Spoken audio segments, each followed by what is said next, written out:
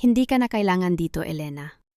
Ang kumpanya, ang bahay na ito, at maging ang pangalan ko. Wala kang karapatan sa kahit ano sa mga ito, dahil isa ka lang pabigat na walang silbi. Ang malamig na tinig ni Adrian ay tila isang matalim na patalim na humiwa sa katahimikan ng malawak na sala. Nakatayo si Elena sa gitna ng silid. Ang kanyang mga kamay ay mahigpit na nakayakap sa isang basket ng mga bagong labang damit na maayos na nakatupi. Ilang minuto lang ang nakalilipas. Masaya pa niyang inayos ang bawat damit. Sinisiguro na walang lukot ang paboritong polo ni Adrian para sa mahalagang pagpupulong nito bukas. Ngayon, ang bawat himaymay ng tela sa ilalim ng kanyang mga daliri ay tila naging magaspang at nanunumbat. Naramdaman ni Elena ang unti-unting paghina ng kanyang mga binti. Ang bigat ng basket na dala niya ay tila dumoble, isang pasanin na hindi na niya kayang itukod. Dahan-dahang nalaglag ang basket sa sahig. Ang mga damit na kanyang pinaghirapang linisin ay nagkalat sa malamig na marmol na sahig. Hindi siya makahinga. Ang hangin sa loob ng bahay na dati ay nagbibigay sa kanya ng kapayapaan ay biglang nagbago. Naging manipis at puno ng abo. Dahilan upang manginig ang kanyang mga labi sa pagpigil ng hikbi. Sa kabilang panig ng silid, nakita niya si Doña Silvia, ang kanyang biyenan, na nakaupo sa sopa habang humihigop ng tsaa. Ang mga mata ay puno ng paghamak. Ang mukha ng babae ay walang bahid ng awa. Tila ang pagwasak sa pagkatao ni Elena ay isang rutinang bahagi na lamang ng kanyang hapunan. Tumingin si Elena sa salamin na nakasabit sa dingding. Ang babaeng nakita niya ay isang estranjero na may maputlang mukha at mga matang puno ng pagkalito. Isang anino ng sarili na, tila unti-unting naglalaho sa ilalim ng malupit na ilaw ng chandelier. Bakit niya nagawang ibigay ang lahat ng taon ng kanyang buhay, ang kanyang mga pangarap, at ang bawat patak ng kanyang pawis, para sa mga taong ituturing lamang siyang isang basahan, na madaling itapon kapag hindi na kailangan? Ang tanong na iyon ay hindi naghanap ng sagot, kundi nanatiling isang sugat na patuloy na nagdurugo sa loob ng kanyang dibdib. Habang tumatalikod si Adrian para lumabas ng pinto, iniwan siyang nakatayo sa gitna ng kanyang sariling pagkawasak. Isang pamilyar na tunog ng pag-andar ng sasakyan ang umalingaw-ngaw sa labas, na tila nagtatakda ng katapusan ng lahat ng kanyang pinanghawakan. Naiwan si Elena sa dilim, habang ang mga tupi ng damit sa sahig ay unti-unting nababasa ng kanyang mga luhang hindi na mapigilan. Ano pa ang natitira sa kanya sa mundong ito, kung ang kaisa-isang taong pinag-alayan niya ng buong pagkatao ay siya ring mismong tapak sa kanyang dangal? Ang bawat hakbang ni Elena palabas ng mansyon ay tila paglalakad sa ibabaw ng mga bubog. Ang ulan sa labas ay hindi lamang tubig na nagpapabasa sa kanyang balat, kundi isang mapait na paalala ng kanyang kawalang katiyakan.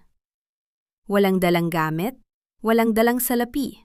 Tanging ang suot na damit na basa ng ulan at ang bigat ng kanyang puso ang kanyang kasama. Habang naglalakad siya sa gilid ng kalsada, ang mga ilaw mula sa mga dumaraang sasakyan ay tila humahampas sa kanyang mukha, pilit siyang ginigising sa katotohanang wala na siyang babalikan.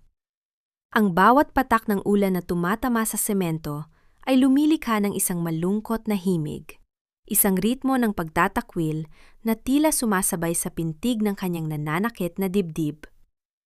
Huminto siya sa tapat ng isang waiting shed.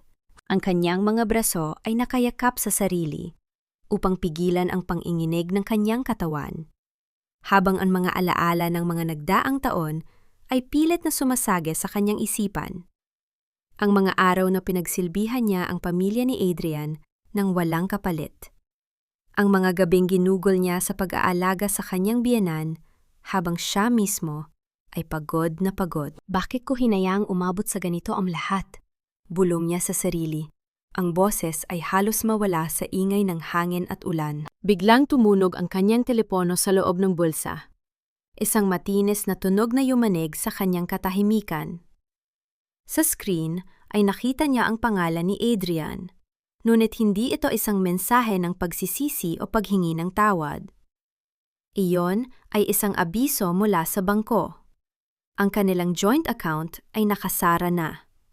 Ang natitirang pera na pinag-ipunan niya para sa kinabukasan ng kanyang anak ay wala na.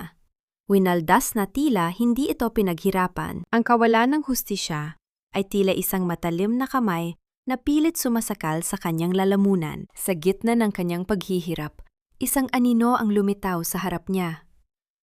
Hindi ito ang sasakyan ni Adrian, kundi isang lumang tricycle na tumigil sa kanyang tapat. Bumaba ang isang babaeng may suot na kapot, si Aling Rosa, ang dating labandera ng mansyon na matagal na ring pinatalsik ni Doña Silvia dahil sa isang maling paratang. Tumingin si Aling Rosa sa kanya. Ang mga mata nito ay puno ng pagkilala at awa. Isang titig na hindi kayang pekein. Elena? Ija, ikaw ba yan? Ang boses ni Aling Rosa ay bakas ang pag-aalala. Isang tinig na hindi niya inaasahang maririnig sa ganitong oras ng gabi. Hindi nakasagot si Elena. Ang pagod at ang biglaang pagdating ng isang taong dati niyang pinagmalasakitan ay nagpabagsak sa kanyang huling depensa. Bumuhos ang kanyang mga luha, mas matindi kaysa sa ulan sa paligid. Habang tinutulungan siya ni Aling Rosa na sumakay sa tricycle, isang tanong ang hindi matanggal sa isip ni Elena. Kung ang mundong ito ay sadyang malupit sa mga taong mabuti, paano siya lalaban kung wala na siyang natitirang sandata? At habang umaandar ang tricycle papalayo sa mansyong minsan niyang tinawag na tahanan, isang maliit na sobre ang nahulog mula sa bulsa ng kanyang suot na cardigan. Isang sobreng hindi sa kanya na nakatago sa loob ng bahay bago siya pinalayas. Sa loob ng maliit at masikip na bahay ni Aling Rosa, ang amoy ng tuyong kahoy at mainit na sabaw ay unti-unting bumabalot sa malamig na katawan ni Elena. Ang tanging liwanag ay nagmumula sa isang kupas na bumbilya na dahan-dahang umiindayog sa kisame na lumilika ng mga aninong tila sumasayaw sa mga dingding na gawa sa plywood. Habang humihigop ng mainit na kape, hindi maalis ang titig ni Elena sa maliit at maduming sobre na natagpuan niya sa kanyang gulsa.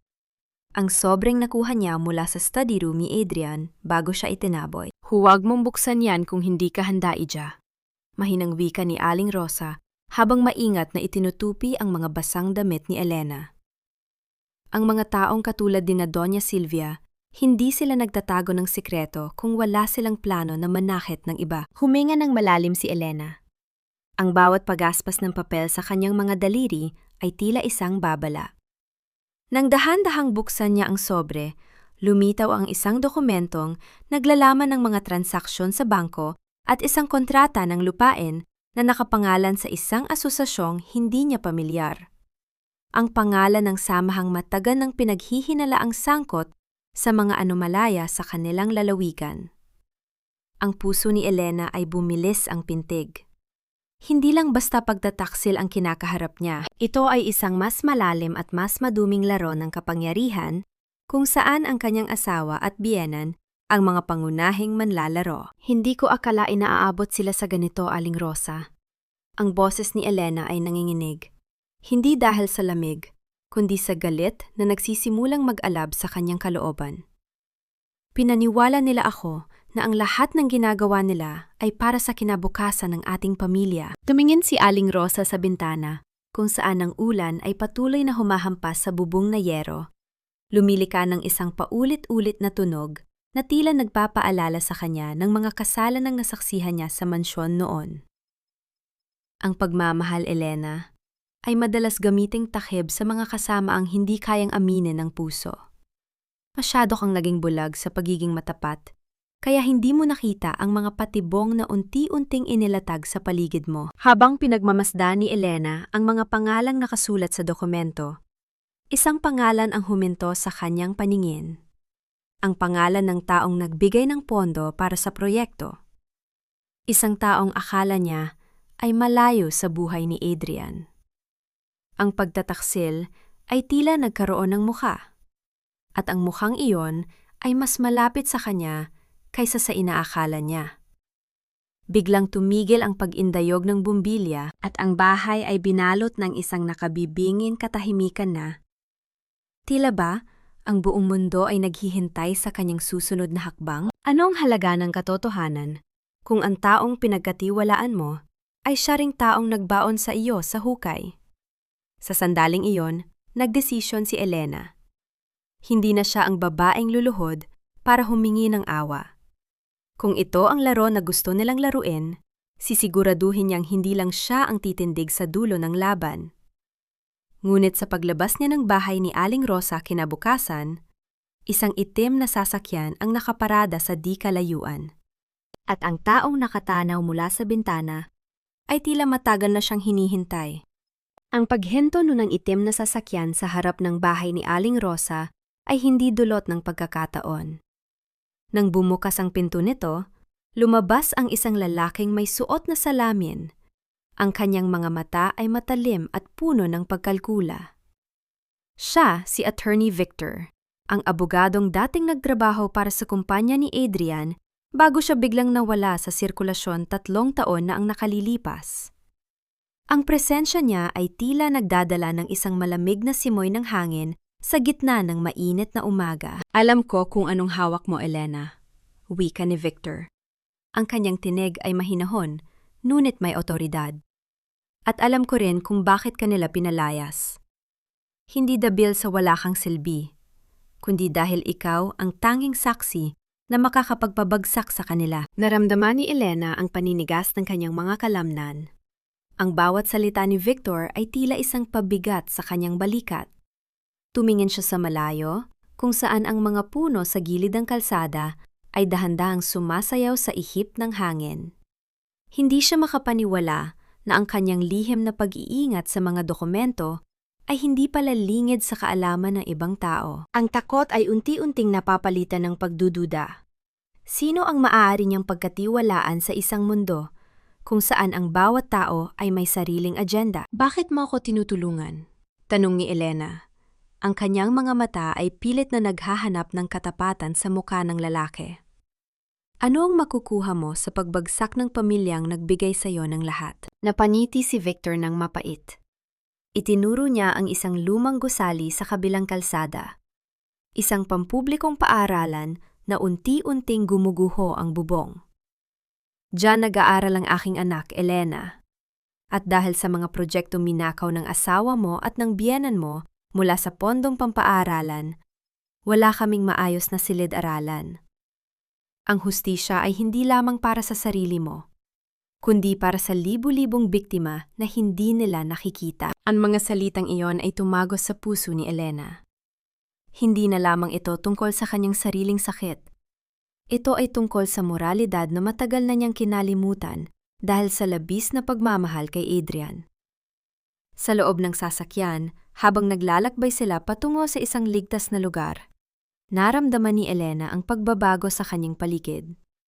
Ang ingay ng makina ay tila bumubuo ng isang ritmo ng pakikibaka. Ang alikabok na pumapasok sa bintana ay tila mga alikabok ng kanyang nakaraang buhay na unti-unting tinatangay ng hangin. Ngunit sa kalagitnaan ng kanilang pag-uusap, biglang bumusina ang isang sasakyan sa kanilang likuran. Isang tunog na matinis at nakakairita, na sinundan ng mabilis na pag-abante nito hanggang sa harangan sila sa gitna ng tulay. Ang bawat gulong ng sasakyan na dumidiin sa semento ay lumilikha ng isang nakakabining paghuni. Si Adrian ang bumaba mula sa sasakyan. Ang kanyang muka ay puno ng galit na hindi pa kailanman nakita ni Elena. Hindi na ito ang lalaking minahal niya. Ito ay isang taong handang pumatay para mapanatili ang kanyang maruming kapangyarihan. Tumibok ng malakas ang puso ni Elena. Ang tulay ay walang ibang labasan at ang tubig sa ibaba ay malalim at madilim. Sa sandaling iyon, alam ni Elena na ang laro ay hindi na lamang tungkol sa pera o reputasyon.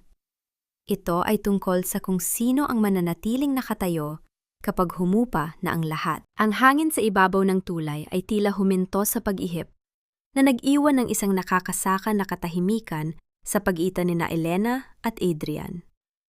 Sa ilalim nila, ang agos ng ilog ay patuloy na humahampas sa mga haligi ng semento. Isang paulit-ulit na tunog ng tubig na tila naghihintay ng kung anong sakuna. Hawak ni Adrian ang manibela ng kanyang sasakyan ng mahigpit. Ang kanyang mga kamao ay pumuti sa labis na diin habang ang kanyang mga mata ay nanlilisik na nakatingin sa loob ng sasakyan ni Victor. Elena, bumaba ka dyan? Ang utos ni Adrian. Ang kanyang tinig ay malamig at puno ng babala. Huwag kang magpapadala sa mga kasinungalingan ng lalaking yan. Wala kang alam sa ginagawa mo. Hindi gumalaw si Elena. Ang kanyang mga kamay na nakapatong sa kanyang kandungan ay nanginghinig, ngunit may bakas ng katatagan. Tumingin siya kay Victor na nanatiling kalmado sa kabila ng tensyon. Sa loob ng sasakyan, ang tanging naririnig ay ang mababaw at mabilis na paghinga ni Elena at ang mahinang pag-ugong ng aircon. Ang bawat segundo na lumilipas ay tila isang oras ng pag-aalinlangan. Adrian, sagot ni Elena. Ang kanyang boses ay nanginghinig, ngunit malinaw. Ang tanging kasinungalingan sa buhay ko ay ang paniniwalang ikaw ang lalaking makakasama ko habang buhay. Nakita ko ang mga papeles. Alam ko na ang lahat. Isang mapait na tawa ang pinakawalan ni Adrian. Isang tunog na walang bahid ng pagsisisi, kundi puno ng pangungmutya. Papeles? Ang mga piraso ng papel na yon ay walang saysay kung ang buhay mo mismo ang nakataya. Sa isang iglap, tinangka ni Adrian na buksan ang pinto ng sasakyan ni Victor. Ngunit mabilis na humarurot ang sasakyan, iniiwasan ang kanyang pagtatangka. Ang tunog ng mga gulong na dumulas sa basang semento ay lumikha ng isang nakakakilabot na huni. Isang tunog ng pang-anib na nagpabilis sa pintig ng puso ni Elena. Habang lumalayo sila, lumingon si Elena sa likod at nakita ang kawalan ng pag-asa sa mukha ni Adrian. Hindi dahil sa pagmamahal, kundi dahil sa takot na mawala ang kanyang kinang at kapangyarihan. Nang makalayo na sila sa panganib, dinala siya ni Victor sa isang maliit na apartment sa gilid ng lungsod, isang lugar na ligtas mula sa mga mata ng kanilang mga kaaway. Habang pinagmamasdan ni Elena ang lungsod mula sa bintana, ang bawat ilaw ng mga gusali ay tila mga bituin na unti-unting napapawi sa dilim. Ang gabi ay naging isang saksi sa kanyang pagbabago. Hindi na siya ang babaeng naghihintay sa bintana para sa pagdating ng kanyang asawa. Siya na ngayon ang babaeng bumubuo ng plano para sa katarungan. Sa kanyang pagtulog, napanaginipan niya ang boses ng kanyang anak. Ang tanging dahilan kung bakit siya kailangang manalo. Ang boses na iyon ang nagsisilbing liwanag sa gitna ng kanyang kawalan ng pag-asa. Kinabukasan, pagising niya, isang hindi kilalang numero ang nag-text sa kanya. Alam ko kung nasaan ang mga nakatagong account ni Doña Silvia. Magkita tayo sa simbahan mamayang 3:00. Ang laro ay nagsisimula pa lamang, at sa pagkakataong ito, hindi na siya ang biktima. Ang pagpasok ni Elena sa loob ng lumang simbahan ay sinalubong ng amoy ng kandilang tinutunaw at ang kaluskos ng kanyang sariling mga hakbang sa sahig na bato. Ang bawat hakbang niya ay tila isang paggilala sa kanyang sariling takot, isang ritmo ng pag-aalinlangan sa gitna ng malawak at matahimik na lugar. Ang mga bitak sa dingding na pinalamutian ng mga sinaunang estatwa ay tila mga saksi sa bawat lihim na ibinubulong ng mga tao sa loob ng mga kumpisalan. Sa dulo ng huling hanay ng mga upuan, isang babaeng nakasuot ng itim na belo ang nakaupo ng mag-isa. Ang kanyang katawan ay nakayuko, tila nakikipag-usap sa katahimikan. Nang maramdaman ang presensya ni Elena, dahan-dahan itong lumingon. Siya si Clara, ang sekretarya ni Doña Silvia na matagal lang pinaghihinalaang nagtatago ng mga orihinal na ledyo ng pamilya. Ang kanyang mga mata ay puno ng pagod. Isang refleksyon ng mga taong ginugol sa paglilingkod sa isang pamilyang walang puso. Hindi ka dapat nandito, Elena, bulong ni Clara. Ang kanyang boses ay isang manipis na hibla ng hangin na tila anumang oras ay mapuputol. Kung makikita tayo ng mga tauhan nila, pareho tayong mawawala na parang bula sa lungsod na ito. Umupo si Elena sa tabi niya. Ang kanyang mga kamay ay nakatukod sa upuang kahoy na tila nagbibigay sa kanya ng lakas. Handa na akong mawala, Clara, kung ang kapalit nito ay ang katotohanan. Pagod na ako sa pagtakbo. Pagod na ako sa pagiging anino ng kanilang kasalanan. Inabot ni Clara ang isang maliit na USB drive. Ang malamig na bakal nito ay tila isang matalim na paalala ng responsibilidad. Nariyan ang lahat, ang mga transaksyon sa mga pekensi kumpanya, ang mga suhol sa mga opisyal, at ang katotohanan tungkol sa kung paano nila nilinlang ang mga tao. Ngunit tandaan mo, Elena, kapag binuksan mo ito, wala nang balikan. Ang buhay mo ay hindi na magiging sa iyo lamang. Habang hawak ni Elena ang USB drive, isang malakas na tunog ng pagbukas ng malaking pintong kahoy sa harap ng simbahan ang umalingaw-ngaw. Ang bawat ugong ng bakal na nagkikiskisan ay tila isang dagundong na nagpaurong sa kanyang damdamin. Pumasok ang dalawang lalaking nakaitim na Amerikana. Ang kanilang mga mukha ay nakatago sa ilalim ng kanilang mga sombrero. Hindi sila naghahanap ng panalangin. Naghahanap sila ng isang bagay na nakatago sa bulsa ni Elena. Mabilis na tumayo si Clara at itinulak si Elena patungo sa pintuan sa gilid ng altar. "Tumakbo ka! Huwag kang lilingon!" sigaw niya, bago ito humarap sa mga lalaki upang harangan ang kanilang landas. Tumakbo si Elena. Ang bawat pagpadyak ng kanyang sapato sa sahig ay lumilikha ng isang matulis na tunog na tila nagmamadali sa kanyang pagtakas. Ang puso niya ay nagwawala sa loob ng kanyang dibdib, isang ritmo ng desperasyon na tila hindi matatapos.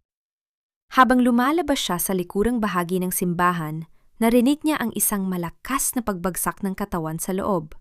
Ang boses ni Clara na humihingi ng tulong ay naputol ng katahimikan. Ang gabi ay bumabalot sa kanya habang siya ay sumisigaw sa dilim. Ang luha ay dumadaloy sa kanyang pisingi. Ang USB drive sa kanyang kamay ay tila naging napakabigat, isang pasanin na kailangang dalhin para sa katarungan. Sa gitna ng eskinita, habang humihingal sa pagod, napagtanto ni Elena na ang laban ay hindi na lamang usapin ng asawa at biyenan. Ito ay usapin ng buhay at kamatayan. Ang bawat hingal ni Elena ay tila isang sumpa, habang tinatahak niya ang madilim at makipot na eskinita. Ang mga anino ng mga gusali sa magkabilang panig ay tila mga higanteng pilit siyang kinukulong. Pilit siyang hinihila pabalik sa bangungot na iniwan niya sa loob ng simbahan. Ang USB drive sa kanyang palad ay mainit. Isang mainit na bakal na tila nagpapaalala sa kanya na ang buhay ni Clara ay hindi dapat masayang. Huminto siya sa ilalim ng isang pundidong poste ng ilaw. Ang tanging liwanag na nagmumula rito ay kumukutitap, lumilikha ng mga gumagalaw na imahe sa basang semento. Dahan-dahan niyang kinuha ang kanyang telepono upang tawagan si Victor. Ngunit ang signal ay sadyang mahina. Ang bawat pagsubok sa pagdial ay nagreresulta lamang sa isang nakakainis na static na tunog sa kabilang linya. "Nasaan ka na, Victor?" bulong niya. Ang kanyang tinig ay nababasag ng takot at pagkapagod. Biglang tumunog ang isang malayo at matinis na sirena ng pulisya. Isang tunog na nagbibigay ng kaunting pag-asa sa gitna ng kanyang kawalan. Ngunit sa paglingon niya, nakita niya ang mga headlight ng isang sasakyan na unti-unting lumalapit sa dulo ng eskinita. Hindi ito pulis. Ang mabagal at kalkuladong pagtakbo ng makina ay nagpapahiwatig na alam na nila ang kanyang kinaroroonan. Ang mga gulong ng sasakyan na dahan-dahang gumugulong sa ibabaw ng mga graba ay lumiliha ng isang nakakakilabot na ritmo na tila nagbibilang ng nalalabingang oras. Pumasok si Elena sa loob ng isang abandonadong bodega. Ang amoy ng kalawang at alikabok ay sumalubong sa kanya. Ang mga binta ng basag ay hinahayaan ng hangin na sumipol sa loob. Isang tunog na parang isang mahabang buntong hininga ng isang taong naghihingalo. Nagtago siya sa likod ng isang malaking tambak ng mga lumang kahoy na crate. Ang kanyang puso ay tumitibok ng napakalakas. Tila isang tambol na nagbabadyang ibunyag ang kanyang kinaroroonan sa mga taong nasa labas. Narinig niya ang pagbukas ng pinto ng bodega. Isang matigas at mabigat na pagtulak na nagdulot ng isang malakas na paghampas ng kahoy sa dingding. Ang mga yabag ng sapatos na balat sa semento ay dahan-dahan at sinasadya. Ang bawat hakbang ay tila isang martilyo na tumatama sa kanyang dibdib. Elena, lumabas ka na! Boses ni Adrian ang umalingaw-ngaw sa loob ng bodega, puno ng isang uri ng pagkasuklam na hindi pa kailanman narinig ni Elena. Huwag mong sayangin ang oras ko. Ibigay mo sa akin ang USB at baka hayaan ko pa silang buhayin si Clara. Ang pangalan ni Clara ang nagpabagsak sa kanyang huling depensa. Ang takot ay unti-unting napalitan ng isang malamig na determinasyon. Alam niyang hindi sila titigil hanggat hindi nila nakukuha ang USB. Tumingin si Elena sa paligid. Sa isang maliit na vent sa itaas ng dingding. Ang tanging posibleng daanan, palabas. Alam niyang ito ang huling pagkakataon upang iligtas ang katotohanan. Habang dahan-dahan siyang gumagalaw, ang isang lumang lata sa sahig ay nabunggo ng kanyang sapatos. Lumilihan ng isang matinis at mahabang kalansing na bumasag sa katahimikan ng bodega. Ang mga yabag ay huminto. Ang katahimikan ay naging mas matalim kaysa sa isang kutsilyo. Alam ni Adrian na nasa loob siya. Sa gitna ng nakabibinging katahimikan, ang bawat tibok ng puso ni Elena ay tila isang babala na sumasabog sa kanyang pandinig. Hindi na siya nagdalawang isip. Sa isang mabilis na kilos, hinablot niya ang isang basag na tabla sa sahig at itinapon ito sa kabilang direksyon ng bodega. Ang tunog ng kahoy na tumama sa mga bahal na bariles ay lumika ng isang nakakagulat na dagundong sa buong gusali. "Diyan siya!" Sigaw ng isa sa mga tauhan ni Adrian. Habang nagmamadaling tumakbo ang mga lalaki patungo sa ingay, mabilis na kumilos si Elena. Gamit ang natitira niyang lakas, inakyat niya ang mga nagkapatong-patong na crate. Ang bawat pagkapit ng kanyang mga daliri sa magaspang at kinakalawang na ibabaw ay nagdudulot ng hapdi, ngunit hindi niya ito ininda. Ang tanging nasa isip niya ay ang makarating sa maliit na bentilasyon sa itaas bago siya maabutan. Nang marating niya ang tuktok, lumingon siya sandali. Nakita niya si Adrian na nakatayo sa gitna ng dilim. Ang kanyang anino ay mahaba at nakakatakot sa ilalim ng bahagyang liwanag ng buwan na tumatagos sa mga sira-sirang bintana.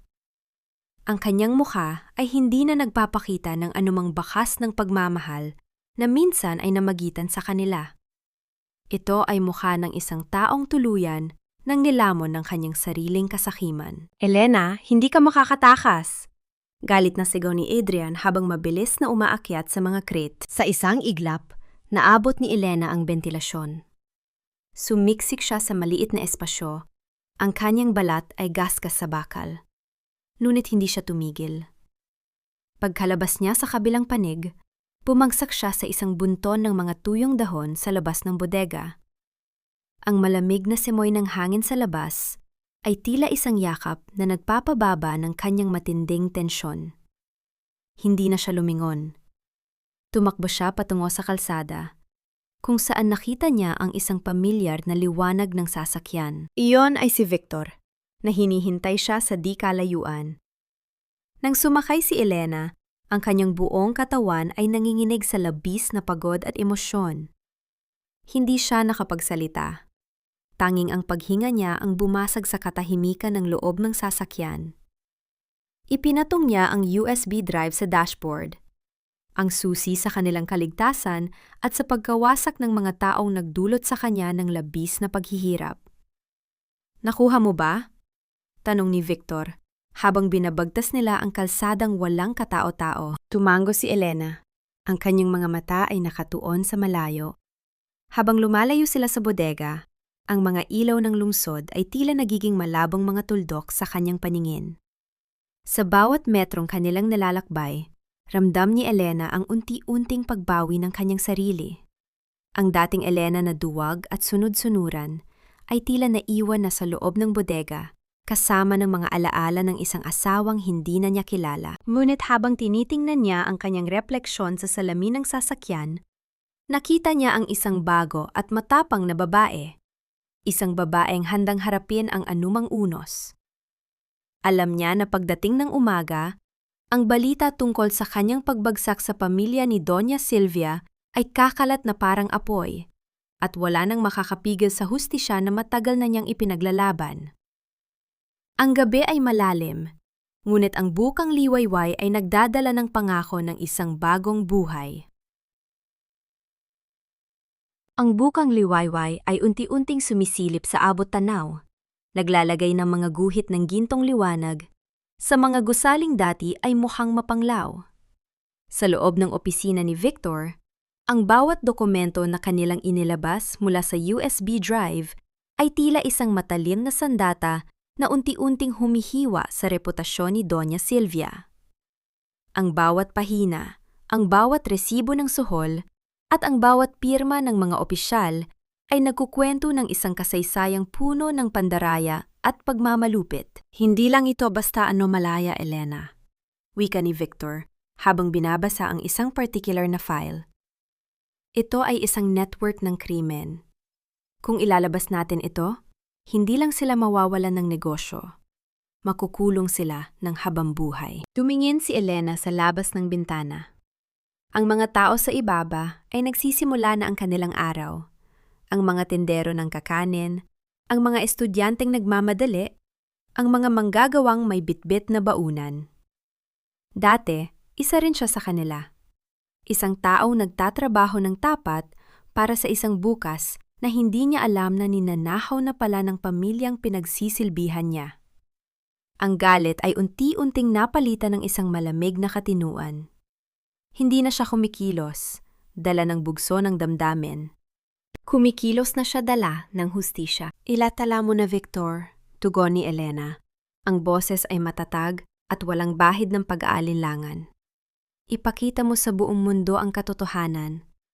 Hayaan mong ang mga taong biktima nila ang humusga sa kanila. Pagkalabas ni Victor upang ihanda ang mga pahayagan at ang mga ahensya ng media, naiwan si Elena na nakaupo sa harap ng computer. Sa screen, nakita niya ang isang lumang litrato nilang mag-asawa, kuha noong mga unang taon ng kanilang kasal. Dati, ang mga ngiti ay tunay, ang mga mata ay puno ng pangarap. Ngayon, ang litratong iyon ay tila isang alaala ng isang taong hindi na umiiral. Dahan-dahan niyang pinindot ang delete na pindutan.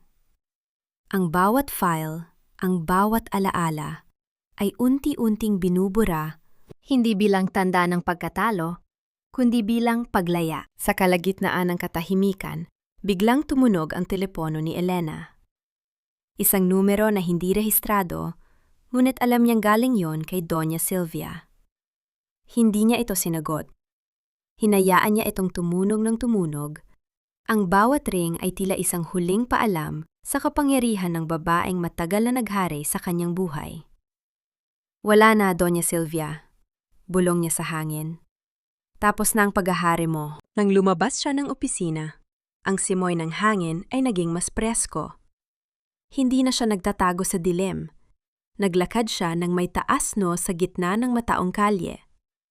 Hindi niya alam kung ano ang magiging reaksyon ng publiko o kung paano maghihiganti ang pamilya ni Adrian. Ngunit sa unang pagkakataon, matapos ang maraming taon, naramdaman ni Elena na ang hangin na kanyang nilalanghap ay kanya na. Ang bawat hakbang niya ay hindi na pasibong pagsunod sa kapalaran, kundi isang aktibong paglakad patungo sa kalayaan na siya mismo ang lag-ukit. Sa kanto ng kalsada, nakita niya ang mga unang pahayagan na inilalatag sa mga kiosko. Ang headline ay nakasulat sa malalaking titik, isang pangalang pamilyar na nakabalandra sa buong pahina. Ang pagbagsak ay nagsimula na, at ang bawat biktima ng kanilang kasakiman ay may karapatang malaman ang katotohanan. Ang epekto ng balita ay tila isang malakas na alon na yumanig sa buong lungsod. Sa bawat kanto, sa bawat kainan, at sa loob ng mga opisina, ang pangalan ni Adrian at Doña Silvia ay naging sentro ng mga bulong-bulungan at galit na usapan. Habang nakaupo si Elena sa isang tahimik na kafe sa kabilang panig ng lungsod, pinagmamasdan niya ang mga taong nagbabasa ng dyaryo. Ang ilan ay bakas ang pagkagulat, ang iba naman ay pagkasuklam. Ilang sandali pa, Isang maranging sasakyan ang huminto sa tapat ng cafe. Bumaba si Doña Silvia. Hindi ang Doña na kilala ng lahat bilang isang matapang at mapagmataas na negosyante, kundi isang babaeng mukhang matanda, pagod at puno ng takot. Ang kanyang buhok ay hindi na kasing ayos ng dati at ang kanyang mga mata ay pilit na naghahanap kay Elena sa gitna ng mga tao. Nang makita siya, mabilis na lumapit ang matanda, hindi na upang manakit, kundi upang magmakaawa. "Elena, pakiusap," wika ni Doña Silvia. Ang boses ay pilit na ibinaba upang hindi mapansin ng mga tao sa paligid. "Alam kong galit ka, pero isipin mo ang pangalan ng pamilya. Isipin mo ang reputasyon na pinaghirapan nating itayo. Kung ilalabas mo pa ang iba pang ebidensya, mawawala ang lahat sa atin. Kahit ang anak mo, madadamay sa kahihiyan." Hindi tumayo si Elena. Nanatili siyang nakaupo, hawak ang tasa ng mainit na tsaa. Ang bawat singaw nito ay tila nagdadala ng mga alaala ng kanyang mga araw na inalipin siya sa loob ng mansyon. Tumingin siya kay Doña Silvia. Ang kanyang mga mata ay malinaw at walang bahid ng pot. Isang titig na mas masakit pa sa anumang sigaw. "Ang reputasyon ninyo, Doña Silvia, ay binuo sa ibabaw ng mga luha at dugo ng ibang tao," sagot ni Elena sa mahinahong tono. "Ang kahihiyan na natatakot kayong harapin ay bunga ng sarili ninyong pagpili. Hindi ko kailangang sirain ang buhay ninyo. Kayo mismo ang gumawa niyan sa inyong mga sarili. Ibabawas ko ang lahat ng gusto mo, pera, ari-arian. Basta bawiin mo ang lahat ng sinabi mo sa media." Pagpapatuloy ni Doña Silvia. Ang kanyang boses ay nanghinginig na sa desperasyon. "Hindi nabibili ng pera ang katarungan na ninakaw ninyo," mariing wika ni Elena. "Ang anak ko ay lalaki ng may dangal, hindi tulad ng itinuro ninyo kay Adrian. Ang pinakamagandang pamana na maiiwan ko sa kanya ay ang katotohanan na hindi siya dapat matakot sa kahit sino, dahil ang katotohanan ay laging nananatiling matatag." Tumayo si Elena. Iniwan ang matanda na nakatayo sa gitna ng kafe, puno ng pagkatalo. Habang naglalakad siya palabas, narinig niya ang paghagulgol ni Doña Silvia, isang tunog ng isang taong sanay mag-utos, ngunit ngayon ay wala ng kapangyarihang humawak sa kanyang mundo.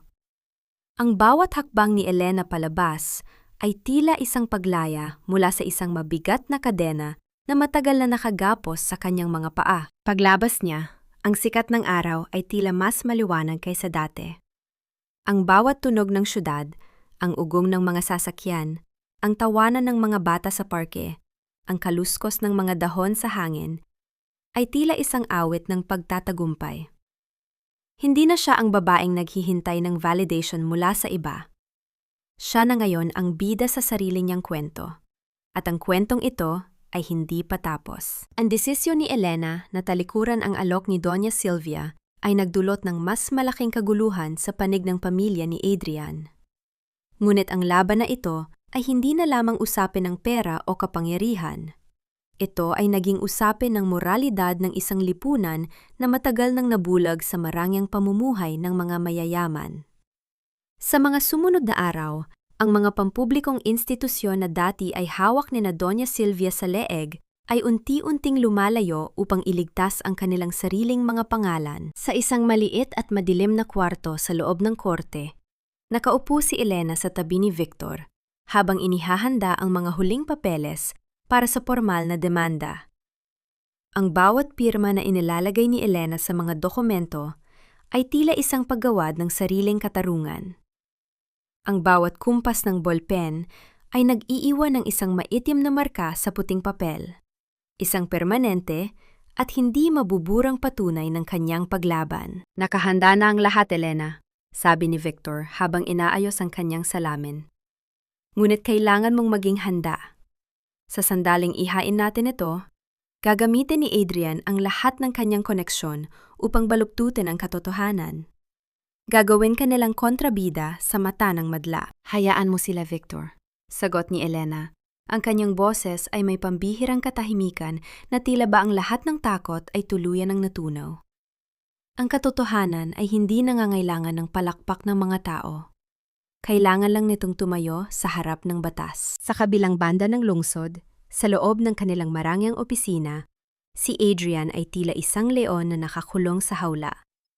Ang bawat tawag mula sa kanyang mga kliyente ay nagdadala lamang ng balita ng pagbawi ng mga kontrata. Ang kanyang mga tauhan ay isa-isang umaalis. Iniiwan siyang mag-isa sa harap ng isang serye ng mga walang laman na desk. Sa gitna ng kanyang galit, kinuha niya ang isang basong may alak at inihagis ito sa dingding. Isang matalim na pagbagsak ng kristal na lumika ng isang nakakagulat na tunog ng pagkabasag. Isang perpektong metapora ng kanyang sariling imperyo na unti-unting nagkakadurog-durog. "Hindi ko hahayaang sirain mo ako, Elena," bulong ni Adrian sa hangin. Ang kanyang mga mata ay puno ng galit na hinaluan ng kawalan ng pag-asa. Kinabukasan, habang pumasok si Elena sa bulwagan ng korte para sa unang pagdinig, sinalubong siya ng mga flash ng kamera mula sa mga mamamahayag. Ang bawat liwanag na tumatama sa kanyang mukha ay hindi na nagdulot ng takot.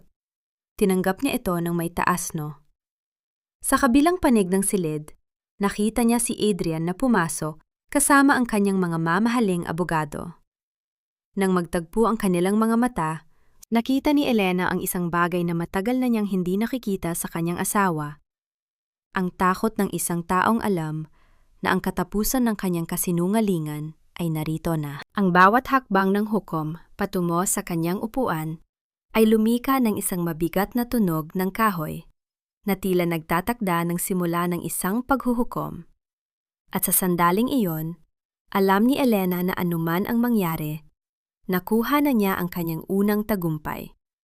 Ang mapatunayan sa kanyang sarili na siya ay may sapat na lakas upang tumayo at lumaban para sa tama. Ang bulwagan ng korte ay binalot ng isang mabigat at malamig na katahimikan, habang ang hukom ay dahan-dahang nagbabasa ng mga paratang laban sa pamilya ni Adrian.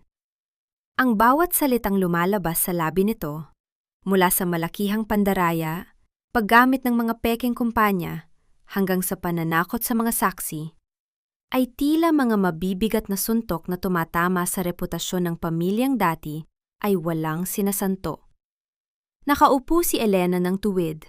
Ang kanyang mga kamay ay magkahawak sa ibabaw ng mesa ng kanyang abogado. Habang pinagmamasdan ang bawat reaksyon ni Adrian, si Adrian ay hindi na makatingin ng diretso kay Elena. Ang kanyang dating mayabang na tindig ay napalitan ng isang balisa at pawisang mukha. Ang bawat kumpas ng kanyang kamay ay nagpapakita ng panginginig, habang ang kanyang abogado ay paulit-ulit na bumubulong sa kanya ng mga salitang tila hindi na nagbibigay ng anumang kapanatagan. Ipinapakita ng mga dokumentong ito, panimula ni Victor, habang hawak ang mga kopya ng orihinal na ledger mula sa USB drive, na ang pondo para sa pagpapatayo ng mga pampublikong pasilidad sa mga mahihirap na komunidad ay direktang inilipat sa personal na account ng asawa ng aking kliyente, sa ilalim ng utos ng kanyang ina, si Doña Silvia. Isang mahinang bulong-bulungan ang umalingaw-ngaw sa hanay ng mga manonood sa korte. Ang bawat tunog ng pagsinghap at mga mahihinang salita ng pagkadismaya mula sa madla ay tila isang malakas na hatol bago pa man magpalabas ng opisyal na desisyon ang hukom. Pinukpok ng hukom ang kanyang kahoy na bundo upang ibalik ang kaayusan sa silid. Isang tunog na matatag na tila pumutol sa huling hibla ng pag-asa ni Adrian. "Meron bang naisabihin ang panig ng nasasakdal?" tanong ng hukom, ang mga mata ay nakatuon kay Adrian. Tumayo ang abogado ni Adrian, ngunit ang kanyang boses ay walang sigla. "Nais po naming humingi ng karagdagang panahon upang pag-aralan ang mga bagong ebidensya, kagalang-galang na hukom.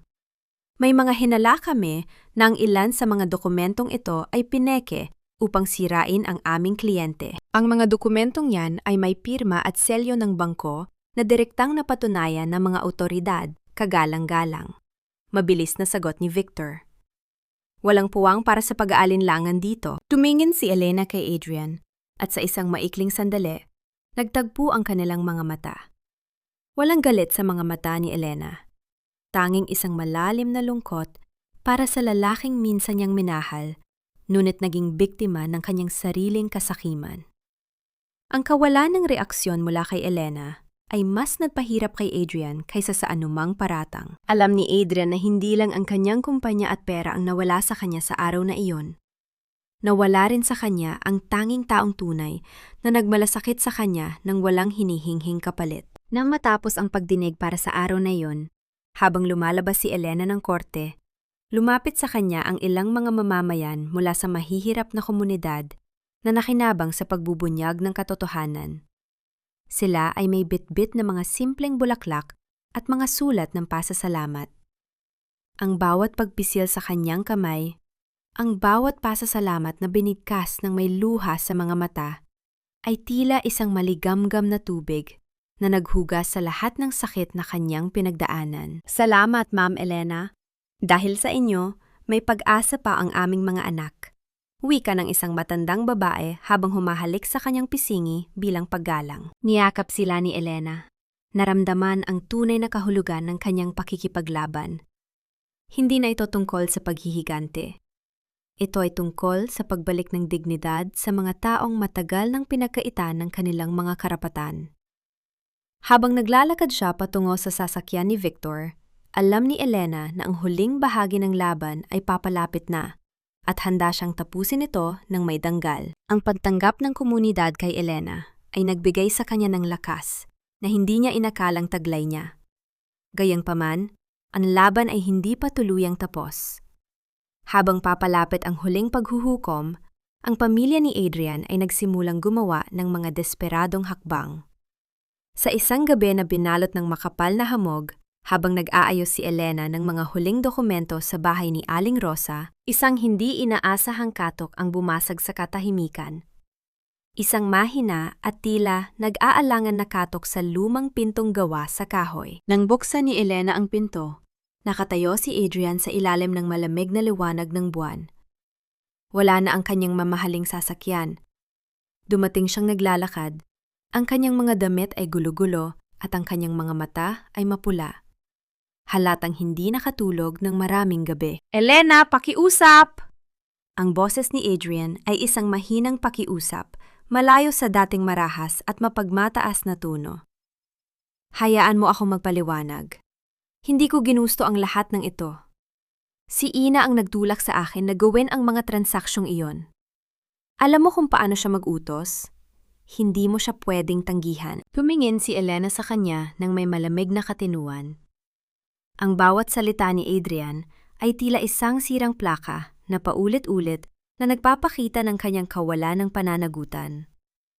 Ang pag-ako sa kasalanan ay hindi kailanman naging bahagi ng pagkatao ni Adrian at hanggang sa huling sandali, pilit pa rin itong isinisisi ang lahat sa iba. Adrian, mahinahong sagot ni Elena. Ang kanyang tinig ay matatag tulaho ng isang matigas na bato sa gitna ng agos. May sapat kang gulang upang pumili sa pagitan ng tama at mali. Ang pagsunod sa iyong ina ay hindi sapat na dahilan upang sirain mo ang buhay ng libu-libong tao, pati na rin ang buhay ko at ng anak natin. Ikaw ang pumili ng landas na ito, hindi si Doña Silvia. Ngunit mahal kita, Elena, bulalas ni Adrian, habang sinusubukang hawakan ang mga kamay ni Elena. Ngunit mabilis na humakbang paatras ang babae. Maari nating simulan muli ang lahat. Pagkatapos ng kasong ito, aalis tayo ng bansa. May sapat pa akong pera na nakatago. Magkasama tayo ng anak natin. Malayo sa lahat ng ito. Isang mapait na ngiti ang sumilay sa labi ni Elena. Ang pagmamahal, Adrian, ay hindi isang bagay na maari mong bilhin o gamitin bilang proteksyon kapag gumuho na ang iyong mundo. Ang pagmamahal ay may kasamang paggalang at katapatan. Dalawang bagay na kailanman ay hindi mo ibinigay sa akin. Bago pa man makasagot si Adrian, lumitaw si Victor mula sa kabilang kalsada, kasama ang dalawang opisyal ng pulisya. Ang mga yapak ng kanilang mga sapatos sa basang kalsada ay lumikha ng isang mabigat na tunog na tila naghudyat ng katapusan ng lahat ng pagtakas ni Adrian. Nang makita sila, na-realize ni Adrian na wala na siyang matatakbuhan. Ang warrant of arrest para sa kanyang mga kaso ng pandaraya ay pormal ng isisilbi. Inilagay ng mga opisyal ang mga posa sa mga kamay ni Adrian. Ang bawat tunog ng bakal na nagkikiskisan ay tila isang pinal na hatol sa kanyang kalayaan. Tumingin si Adrian kay Elena habang dahan-dahan siyang inilalapit sa sasakyan ng mga pulis. Ang kanyang muka ay puno ng takot at pagsisisi, ngunit huli na ang lahat. Naiwan si Elena sa tapat ng pinto.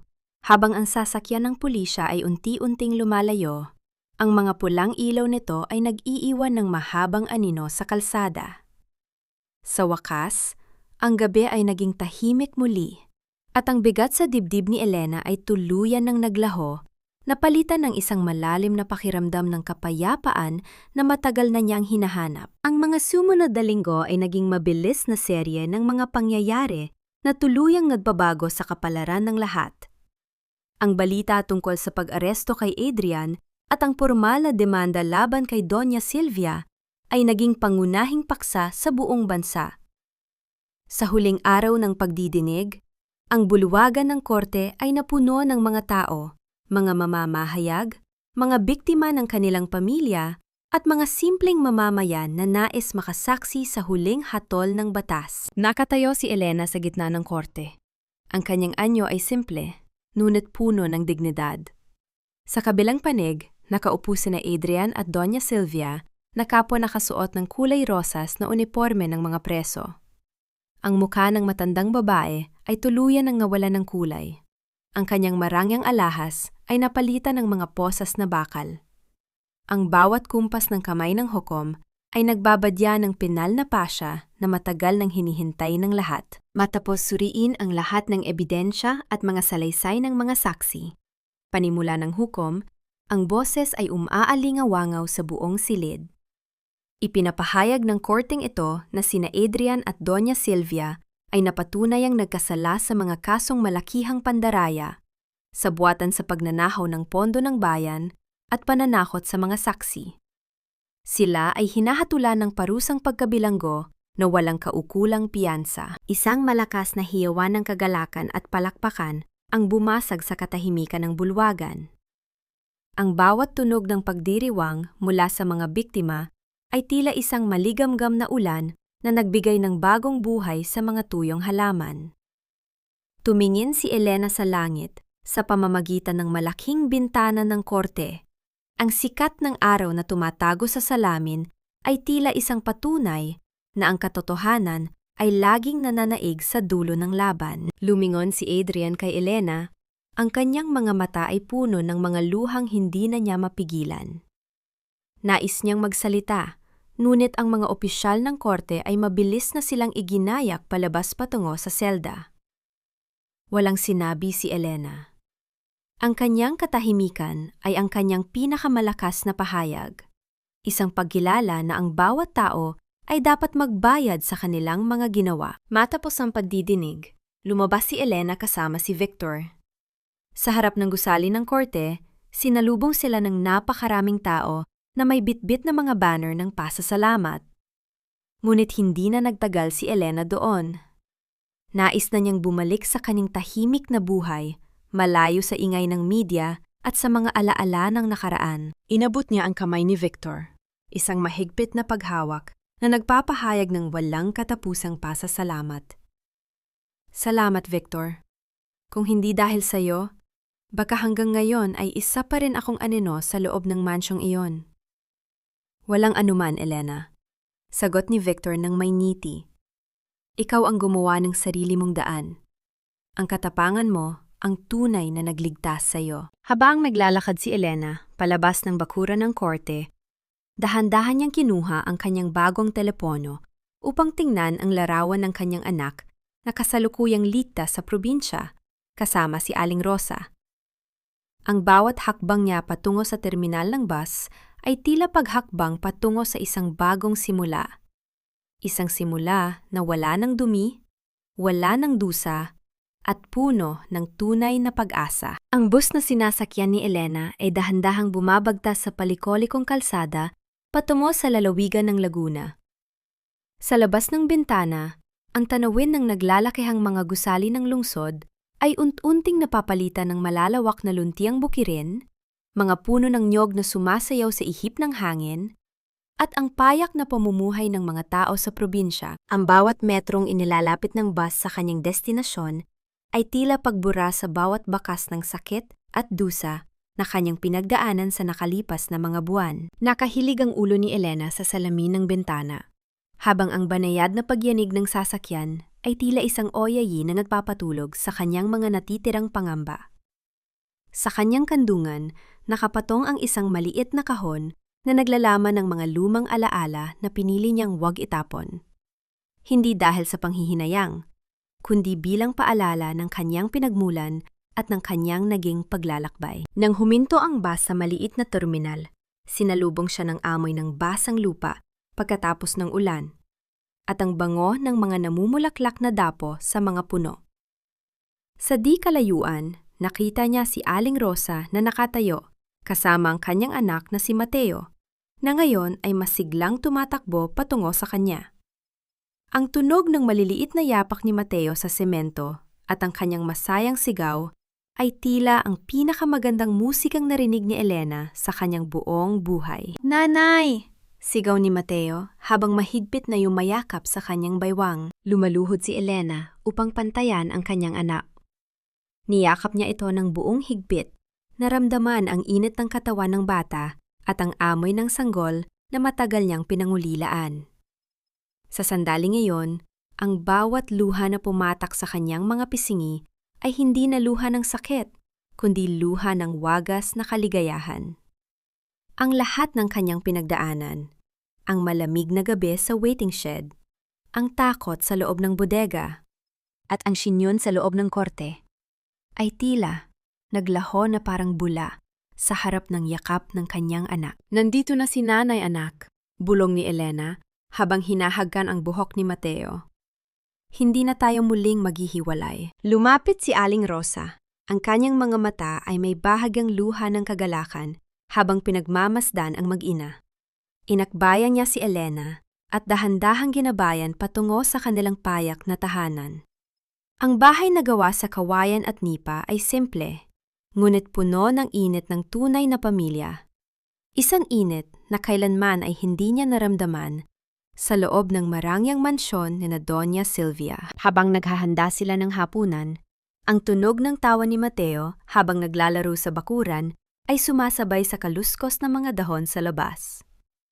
Tumingin si Elena sa kalangitan na ngayon ay pinipintahan ng kulay kahel at lilang dapit hapon. Sa wakas, ang bagyo sa kanyang buhay ay tuluyan ng lumipas.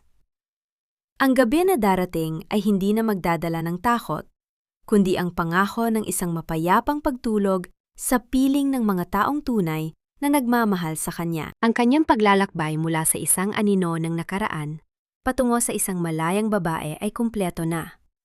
Siya ay hindi na biktima. Siya ay isang ina na handang bumuo ng bagong bukas para sa kanyang pamilya, gamit ang mga aral ng kahapon at ang pag-asa ng kinabukasan. Ang mga taon ay mabilis na lumipas, tulad ng agos ng ilog na patuloy na dumadaloy patungo sa dagat.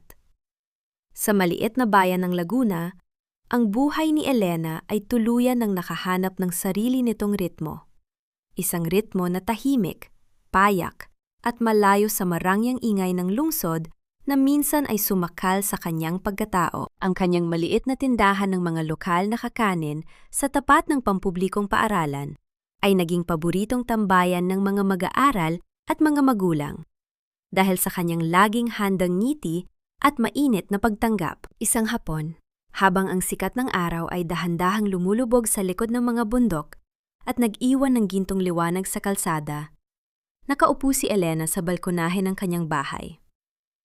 Hawak niya ang isang tasa ng tsa habang pinagmamasdan si Mateo, na ngayon ay isang ang binata, na masayang tinutulungan ang mga kapitbahay sa pag-aayos ng mga dekorasyon para sa paparating na kapistahan ng barangay. Ang bawat tawa at kilos ng kanyang anak ay puno ng kalayaan at dangal. Ang mga bagay na buong tapang ning ipinaglaban ilang taon na ang nakalilipas. Naramdaman ni Elena ang isang pamilyar na init sa kanyang tabi nang umupo si Aling Rosa, dala ang ilang piraso ng bagong pitas na bayabas. Tumingin ang matandang babae sa kanya. Ang mga mata ay puno ng kapayapaan na tila ba ang bawat bagyo na kanilang pinagdaanan ay naging malabo na lamang na bahagi ng kasaysayan. May balita ka ba mula sa lungsod, Elena? Mahinahong tanong ni Aling Rosa. Huminga ng malalim si Elena. Ang kanyang tingin ay nanatili sa naglalarong mga bata sa kalsada. Nakarating sa akin ang balita noong nakaraang linggo, Aling Rosa. Pumanaw na si Doña Silvia sa loob ng institusyon dahil sa kanyang karamdaman. Si Adrian naman, nananatili pa rin sa correctional. Ngunit balita ko ay madalas na siyang sumasali sa mga gawaing pangkabuhayan doon. Napatawad mo na ba sila? Ang tanong ni Aling Rosa ay hindi naghahanap ng paghuhukom, kundi isang pagkilala sa estado ng puso ni Elena. Isang banayad na ngiti ang sumilay sa mga labi ni Elena. Ang pagpapatawad, Aling Rosa, ay hindi nangangahulugang ibabalik ko ang nakaraan o hahayaan ko silang saktan akong muli. Ang pagpapatawad ay ang pagpili na huwag nang dalhin ang galit sa aking dibdib sa bawat paggising ko sa umaga. Pinalaya ko na sila mula sa aking isipan dahil doon ko lamang tuluyang napalaya ang aking sarili. Wala na akong pot na natitira. Tanging kapayapaan na lamang. Tumingin si Elena sa kalangitan na unti-unting binabalot ng mga unang bituin ng gabi. Ang kanyang paglalakbay ay nag-iwan ng mga aral na hindi lamang para sa kanya, kundi para sa bawat babaeng nakikinig sa kanyang kwento habang gumagawa ng mga gawaing bahay o nag-aalaga ng pamilya. Na ang tunay na utang na loob ay hindi kailanman dapat maging dahilan upang isuko ang sariling dangal, at ang bawat sugat ng nakaraan ay maaring maging patunay ng ating lakas na magsimulang muli. Ang gabi ay dumating ng may dalang lamig. Ngunit sa loob ng puso ni Elena, ang apoy ng pag-asa at pagmamahal ay mananatiling nag-aalab, maliwanag, at hindi kailanman mapapatay ng anumang unos. Ang banayad na simoy ng hangin sa laguna ay dahan-dahang naghatid ng kapayapaan habang ang huling sikat ng araw ay tuluyang naglalaho sa likod ng mga bundok na nag-iiwan ng isang tahimik na gabi para sa bagong simula ni Elena at ng kanyang anak. Mga mahal kong tagapakinig, maraming salamat sa pagsama sa akin sa mahabang biyahe ng buhay ni Elena. Mula sa madidilim na eskinita ng takot hanggang sa marating ang payak, ngunit mapayapang daungan na ito. Habang isinusulat ko ang bahagi kung saan hinarang ni Adrian ang sasakyan ni Elena sa gitna ng tulay sa ibabaw ng malalim at madilim na ilog, aminado akong nanginginig ang aking mga daliri sa takot at galit. Ang tagpong yon, pati na rin ang bawat patak ng luha ni Elena, habang maingat niyang itinuwid ang bawat lukot ng polo ng asawang nagkanulo sa kanya, ay hango sa mga totoong hibla ng buhay na madalas nating masaksihan sa ating paligid. Ang kwentong ito ay isinilang mula sa maraming gabi ng malalim na pagninilay-nilay tungkol sa bigat ng mga pasaning madalas ay tahimik na dinadala ng isang babae. Tulad ng maliit na USB drive na naging tanging sandata ni Elena upang ibunyag ang katotohanan, bawat isa sa atin ay may hawak ding sariling susi upang buksan ang pinto ng ating kalayaan. Kung kayo ang nasa kalagayan ni Elena, pipiliin niyo rin bang harapin ang malupit na katotohanan? Kahit na ang kapalit nito ay ang tuluyang pagkawasak ng mundong inakala ninyong ligtas para sa inyong pamilya. Habang pinakikinggan ninyo ang aking boses, saan kaya kayo naroroon ngayon? Marahil ay nagluluto kayo ng hapunan para sa inyong mga anak. Nagpapatuyo ng mga bagong labang damit? O kaya ay nagpapahinga pagkatapos ng isang napakahabang araw ng pagtatrabaho? Nais kong malaman ang inyong mga naiisip. Ibahagi ninyo ang inyong mga karanasan sa bahagi ng komento sa ibaba.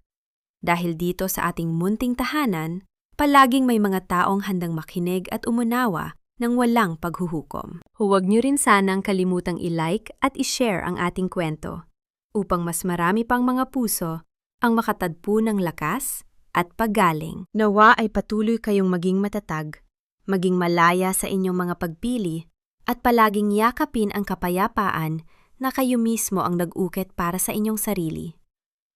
Pamagat ng kwento, ang huling paglayo. Paalala. Ang lahat ng mga karakter at sitwasyon sa kwentong ito ay katang-isip lamang, nilikha para sa layunin ng libangan at upang maghatid ng positibong mensahe. Ang karapatang-ari ng kwentong ito ay pagmamay-ari ng channel na Puso Diaries.